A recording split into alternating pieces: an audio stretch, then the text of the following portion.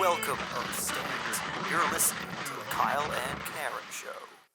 Good evening and welcome to the Earth Stands, home to the biggest Earth fans on the X Ark. That's right, here we talk about anything and everything relating to our origin planet Earth. I'm Karen. And I'm Kyle. And you know, Karen, I actually had a really interesting conversation about names this morning. Really? Yeah, I was talking to someone up on level 5 and they asked me why my name is so old-fashioned. Did they? They did. And I was telling them about how it was a family name. Most listeners probably don't know this, but Kyle was my great-grandfather's name, and then he gave it to my grandfather, who then gave it to my dad, and finally it was given to me. So officially, I'm Kyle the Fourth. I still think that's so cool. It's certainly better than the reason behind my name, which is just that my dad's a huge Earth fanatic, so he gave me a famous Earth name. But in a way, it's kind of the same thing, because your dad is an Earth fan, and now you're also an Earth fan. You're right, so it's sort of becoming a tradition of its own. Exactly. But anyway, the point I bring this up is that it got me thinking, how many other people on this station still have Earth names? You know, that's actually a really good question, because I think I've only run into maybe 5 other people with Earth names on this station, and 2 of them are you and your father, so... Exactly. Like, I think I ran into a Jackie once, but that's about it. I hope old Earth names come back into fashion, though, because some of them are so pretty. Like Alexandria, I'd pick that over Astri any day. Yeah, I agree. For those just tuning in, this is Earth Stands. It's currently 5:36 p.m. Let's jump into today's news.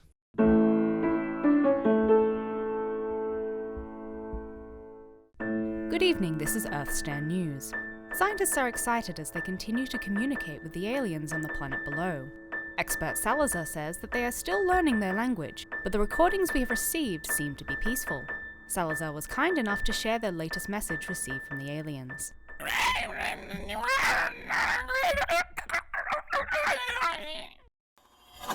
We now jump to Rowena, who's reporting from the planet below. Rowena, what's it like down there today? Well, Kyle, it's been a lovely day down here on planet 5824X. We had a small shower earlier, so the scientists had to finish up work early this evening. But it looks like the skies should be clear by tomorrow, and they'll be able to resume their work. That's great to hear, Rowena. Yes, it's definitely a positive. At the moment, it's still rather overcast, which means that unfortunately, we can't see the sunset. I did notice, though, that there seems to be some strange shadows moving up there in the clouds tonight. But the scientists have reassured the crew that it's almost certainly hot. Rowena? Rowena, can you hear us? Oh, it seems we've lost the feed. Ah, well, the signal between us and the base is pretty weak. Let's move on to our final story, shall we? The X Ark is celebrating 50 years since first arriving at planet 5824X today. And to celebrate, all cafeterias on the Ark will be serving free cake-flavoured rations. This will only last until 7 p.m, so if you haven't gotten your freebie yet, you've still got a couple hours left to grab one. You're welcome, everyone. And that concludes our stories for today. I'm Kyle. And I'm Karen. And this has been Earthstand News. Tired of your old hoverboard? That is so 3015. Well, do we have the product for you? Try the new Hover Pro. This state-of-the-art device includes 13% more board and 50% more hover. Whoa, radical! And that's not all. The Hover Pro can not only be used as a hoverboard, it can also be used for convenient storage with the all-new Pro compartment. Sign me up. The Hover Pro. Buy yours at Turbo Kiwi today. Turbo Kiwi, raising your expectations 3 1/4 inches at a time. Welcome back. This is Earth Stands with Kyle and Karen, and we're about to jump into our current competition, Guess That Sound. For this game, we will play you the sound of a random Earth object, and you will have the chance to call in on your iPad to guess what that object might be. If you guess correctly, you'll win a specialized coupon to retrieve a brand new Hover Pro. Let's hear our current mystery sound, shall we?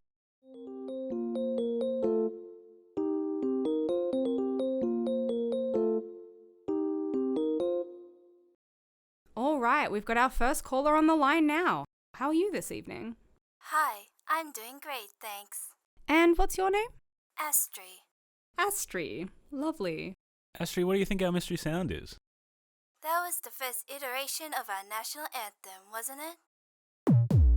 Ooh, I'm afraid that is incorrect. Sorry. It is a very similar tune though, so I understand the confusion. Okay, let's jump to our next caller. Hello there.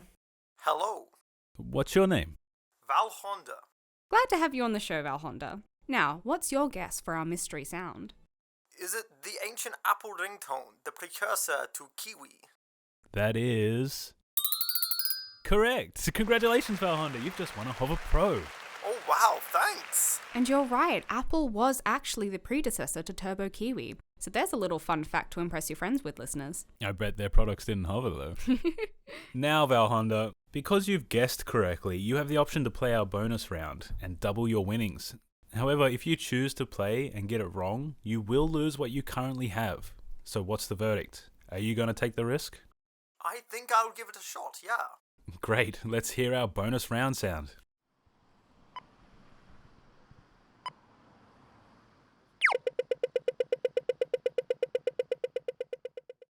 What do you think, Valhonda? I really have no clue, sorry. Oh no, Valhonda! This was a pretty tough one. According to our sources, there were places in cities on Earth that people would visit for advice. This particular sound would be an indication that it was time for them to move on in their life. Yeah, I had never heard about those before. Oh well. Well, Valhonda, thank you so much for playing. And well done on guessing that first sound, because we've been stuck on that one for weeks. No one had been able to guess it. Thanks, guys. You have a lovely evening. See ya, Valhonda. That about wraps up all the time we have for callers today, so thank you to everyone who called in. So now we're going to move into our weekly segment, Antique O'Clock. Now, as you know, about 65 years ago, most of our data related to Earth was lost when one of our expert engineers spilt their coffee on the control board up in the archives. Good on you, mate. Because of this, all the artifacts in the station's warehouse are now unidentifiable. We have no clue what they used to be. Our only clues as to what these objects are the physical labels attached to them. Exactly. And so, using our expert knowledge of Earth culture, we are going to determine the purpose of these items and rate them out of 5 stars. So our first item today is this peculiar object called a cleaning brush. It seems to be this primitive plastic material with bristles on the top. I reckon this has to be for cleaning pets. I mean, look at it, long and scritchy. Maybe Earth pets were super violent, you had to keep your distance. I mean, yeah, but it could have been used for humans, like scrubbing the back of their legs and stuff. Actually, you might be onto something there. I heard that Earth feet were really hairy. Well, we don't have hairy feet anymore, thank God for evolution. So I'm going to give it 2 out of 5 stars. I reckon I'm going to give it a 3 out of 5. I still think it's a thing for pets. Alrighty, so our next object we don't actually have a name for, but they appear to be these strange little metal objects, and they come in silver and gold, and they appear to have tiny artworks on them. Yeah, whoever this guy was that owned these was really obsessed with this old lady on the back of it. Yeah, it's really weird. They all seem to have it. I don't know, maybe it was his wife or something? It's a little bit weird, I'm not going to lie. It really is. But also there seems to be some writing on them. It's got a name, so Elizabeth II? I'm assuming this is who it is? I mean, it definitely sounds like an Earth name. 100%. So what do you reckon you'd rate these? Yeah, I'm going to give it a 2 out of 5. It's just doesn't sit well with me. It's really creepy. Yeah, that's valid. Honestly, I'd probably give it the same, but this one here does have some pretty cute animals on the other side, so I'm going to give it a 4 out of 5. Yeah, understandable. It is currently 5:45 here on the X Ark, and you're listening to Earth Stands on Turbo Kiwi Radio. Now, we have a special treat for listeners today, isn't that right, Karen? We do. We got in contact with one of the oldest members of X Ark, 93-year-old Craig, who actually spent his youth on Earth before the Great Climate Collapse. That's right. Craig has agreed to talk to us today. Craig, how are you?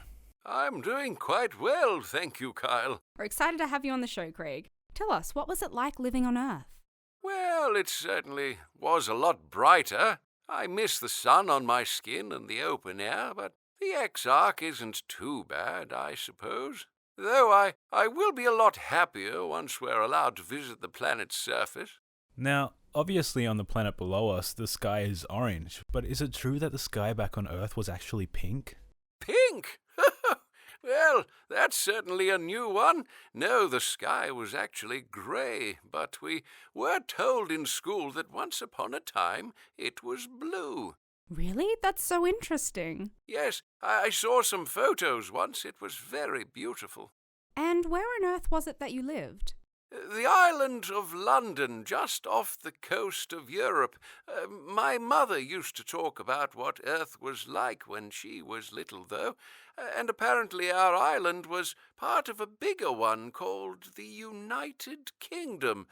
Most of Earth was just islands by the time I was born, though. It really is a shame. Now, this next question is something us Earth stands have speculated about for years, and that's the origin of Turbo Kiwi, which, of course, is one of the biggest companies to survive the climate collapse. So tell us, what exactly is a kiwi? Is it true that it's a sentient fruit? Well, you're half right there, my dear. They were indeed a small fruit with a fuzzy exterior, but no, they weren't sentient, though I can understand the confusion because there was also a bird on Earth called a kiwi.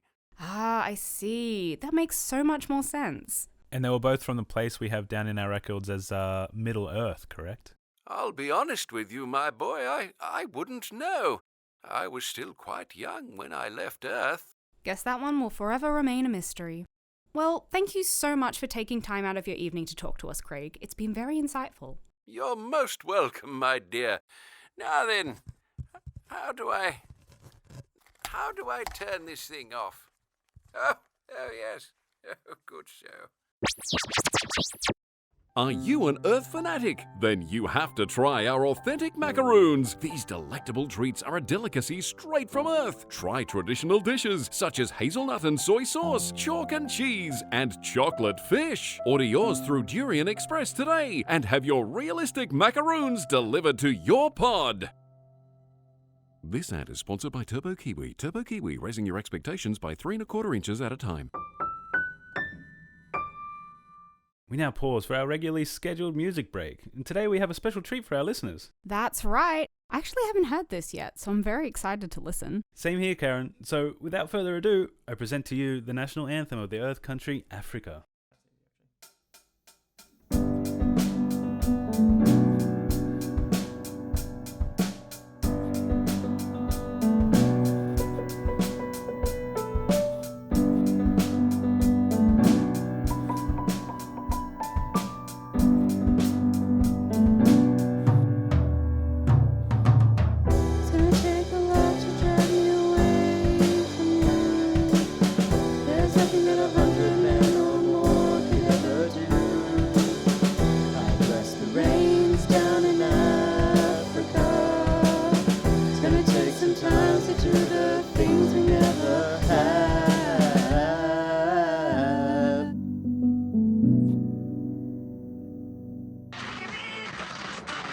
You're listening to the Kyle and Karen Show.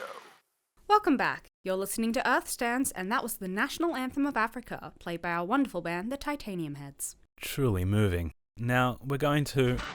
Oh, wait a minute. It seems we've regained contact with Rowena. Rowena, what happened down there? Oh, thank God! I thought it was done for! Listen, we've got to send the dropship down to pick us up. It's the alien. Tell them to raise the alarms. They're coming! Ah! Rowena, is everything alright? What the hell was that? Well, I think this is a good time to end Earth Stands for today, don't you think, Karen? Yes, I agree. Thank you for your time, everyone. And as always, I'm Karen. And I'm Kyle. And you've been listening to... Get off me!